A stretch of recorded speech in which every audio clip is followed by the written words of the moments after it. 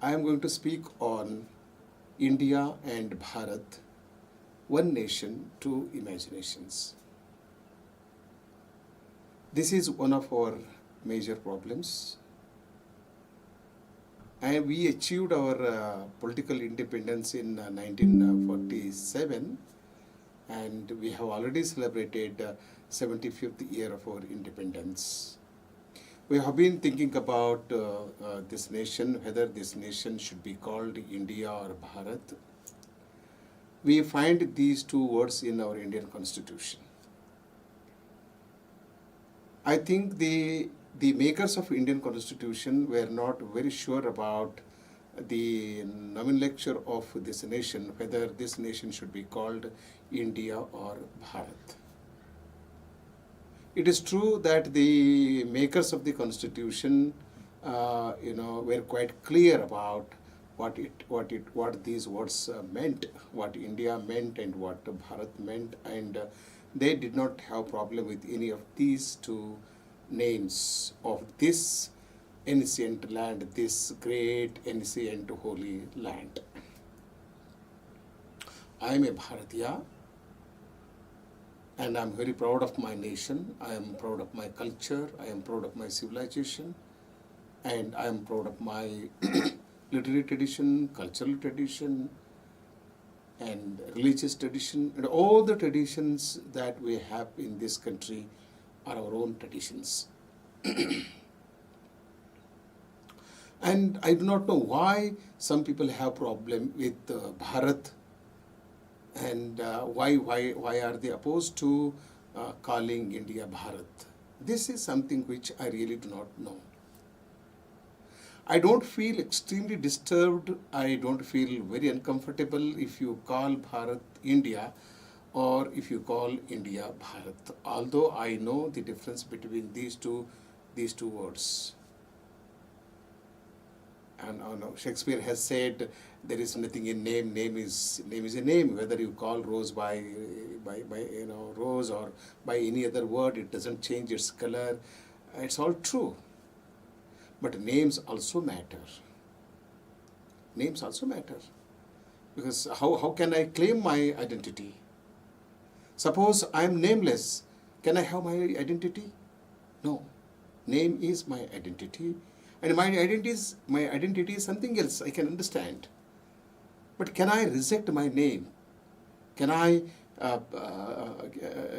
say that I do not have name at all? And this is a nation, and we have to decide whether we should call it India or Bharat. If you study the history of Bharat of 2000 years or 3000 years, you will understand that whenever this country tried to become Bharat, there were forces within Bharat and outside Bharat who opposed this very idea of becoming Bharat. And I do not say that a large number of people living in India are not comfortable with the word Bharat. I do not say. Even today, a major segment of people living in India would like to call this nation Bharat. And we can't have two names for a nation. And that's why I have titled my talk as India and Bharat, one nation, two imaginations. We can't afford to have two imaginations for this nation. And today, India is trying to reclaim its past. It's trying to reclaim its past glory and its civilizational values, its culture, its tradition, its rituals, and so on. And suddenly, some people feel that they are disturbed, and it is not the country where they are supposed to live. Why should they feel like this? So Indian Constitution has given freedom to all to the people to practice the religions of their liking, in this country, and we are doing. When everybody practices their own religion, people don't mind, but if some people practice their religion, they mind it and they oppose it. What kind of democracy do we have? When we are not supposed to criticize any other religion, especially foreign-born religion in India, and why should you think that you have every reason to criticize the gods and the goddesses, the religious books of the religion of the land? I don't discriminate against religions, but my problem is with the people who discriminate and who make distinctions and who divide the Indian culture and Indian civilization. I shall draw your attention to three major statements made by three so-called eminent people of Bharat. Romila Thapar, in one of her interviews, made a statement. She says, in India, efforts are being made to rewrite the history, and this is not correct. She also says that in India, education is going from bad to worse. These are the two statements that Romila Thapar has made in her short interview. And these two statements of hers are extremely problematic and disturbing. Why should be saying this in India? And India is a democratic country, and all Indian state governments are elected following the due procedure of democracy, and government of India has also been elected by the people. So whether state government or central government, all the governments in India have people's mandate to serve the people, to serve the nation, and they are doing as per the constitutional provisions. No government, irrespective of party, no government in India can work against constitution, and we all have accepted our constitution. But some forces in India are trying to divide the people, and they are creating and trying to popularize, all sorts of narratives. And narratives in India are created on a big scale, confusing the people and also forcing them into a situation where they do not understand what they should trust and what they should not trust. This is the statement that Romila Thapar has made. What is wrong if efforts are made, if we make efforts to rewrite Indian history or the history of India? And how can she say, how can she claim that the kind of history that she has done and her colleagues have done is correct? It is a true history. Is it true history? Is she a true historiographer? No, she is very talented lady, and I respect her, and I just love her language. But what about her principle? What about her stand? So the people have every right to have the correct history. They should read the correct history. And if the history that is available for us is lopsided, is problematic, is it not the duty of the historiographers to correct it? Yes, it should be corrected. No, we can't construct history. We cannot construct history, but we can rewrite history to give the correct history to the people. And they are disturbed. Why should they be disturbed? How long can people of India read the incomplete history, fake history, false history? Yes, we have matured enough to write our own history. We know what has happened in the past. So history, I agree that history should not create problems for the people living in this country.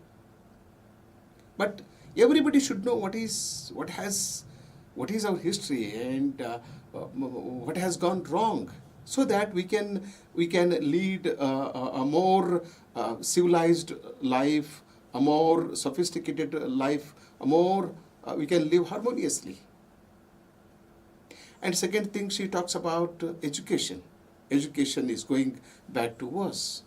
Yes, she should find fault with Mekale's minutes, and the people who have supported Mekale.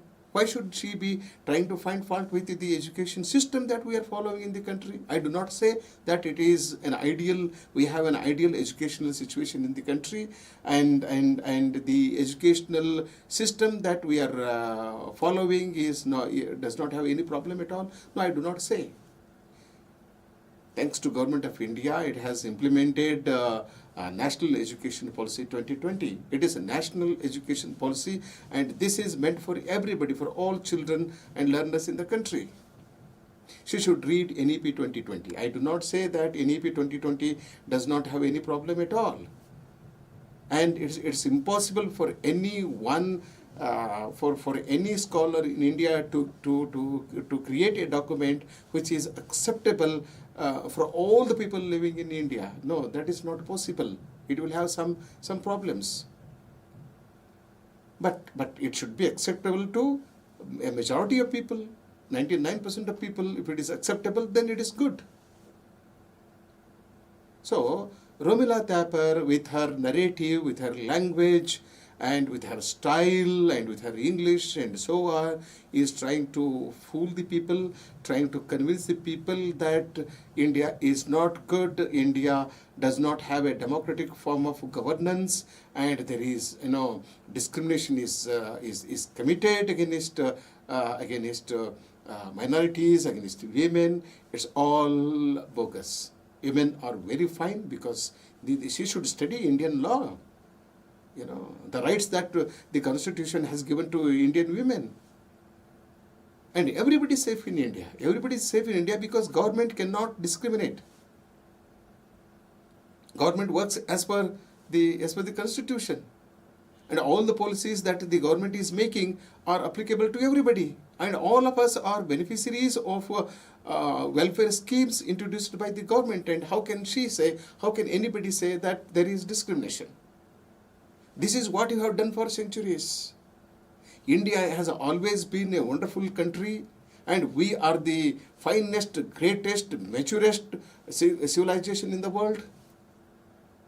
Yes, I am aware of the fact that we have certain problem in India, and all our acharyas, our vachanakaras, our religious reforms, they all have tried to correct our society.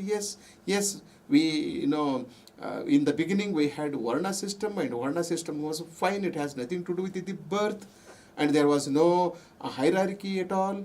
Now all of a sudden Varnas were converted into castes. Who did it? It's not the kings who did it. It's not the religious centers that did it. We people did it. It is our mistake. It's our problem. It's our creation. Caste system is our creation, and we should work against it. It should be de-recognized. Why are not we doing it? And why blame Indian tradition, Indian culture, Indian religion, and Indian civilization? Yes. Then Arundhati Roy, she is India's one of India's major novelists of our period, and she has problem with Bharat. She is only India's major novelist. She is not Bharatiya major novelist, because she has problem with Bharat, and she has got everything. She has got popularity, she has got money, and wherever she goes, people receive her, listen to her, and what is she doing? And with this, she on television, she tries to become very emotional, very serious, very emotional, as if she has lost all her hopes, and begins to blame Indian government, and begins to blame India, begins to blame Indian culture, Indian civilization, and the people, because she does not want this country to become Bharat. And she says, I feel terribly disturbed. I am uncomfortable. What is it that made you feel terribly disturbed, madam? Please tell me. What is the problem? Why are you uncomfortable in this country? And 140 crore people are living in this comfort in this country, in Bharat, and they are comfortable and they are not disturbed. Then why are you alone disturbed? Okay? And people who do wrong, people who work against nation, people who take laws into their hands will have to pay for it. Why should we shed tears for the people who are working against the nation? Now, this is the country which belongs to the people who love this country. Now, if you want to attack India, if you want to expose India, if you want to tell the world that India is not a good country, not a civilized country, there is only discrimination, this and that, then you do not have any right to live in this country. Why should you be living in this country if we are all barbaric, if we are all uncivilized? Okay, if we only discriminate against our own people, our own women, then you are sensible, you are not supposed to live in this country. Now, I am terribly disturbed by the statements that these people have been making. A.R. Rahman. How did A.R. Rahman become popular? Only does he think that the religion to which he belonged, only the people of that religion loved him and loved his music?